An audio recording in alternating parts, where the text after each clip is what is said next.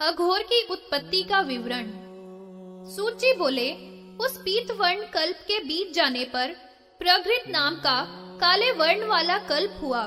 उसमें देवताओं के 1000 वर्ष के समय में, जब समस्त ब्रह्मांड एक समुद्र से ही व्याप्त था और चारों ओर जल ही जल था, तब ब्रह्मा ने प्रजा रचने की इच्छा व्यक्त की।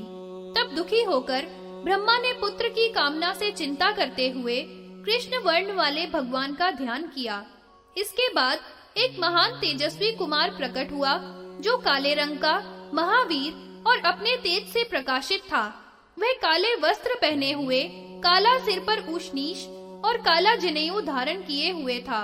काली मालाएं तथा काला मुकुट और काले रंग का लेप अपने अंगों पर लगाए हुए था। तब उस घोर पराक्रम वाले महात्मा अघोर रूप कुमार को देव देवेश जानकर ब्रह्मा जी ने उसकी वंदना की।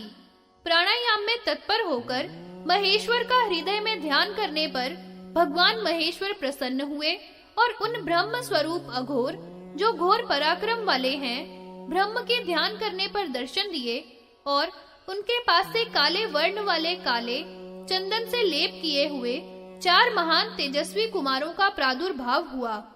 वे सभी कृष्ण वर्ण के काली शिखा से युक्त और काले वस्त्र धारण किए हुए थे। इसके बाद हजारों वर्ष तक योग में तत्पर हुए उपासना की। योग में तत्पर हुए वे सभी मन के द्वारा योगेश्वर शिव में प्रवेश करके ईश्वर के निर्मल निर्गुण स्थान को प्राप्त हुए। इस प्रकार योग के द्वारा वे तथा दूसरे मनीषी लोग महादेव का ध्यान करके अविनाशी रुद्र भगवान को प्राप्त करते हैं।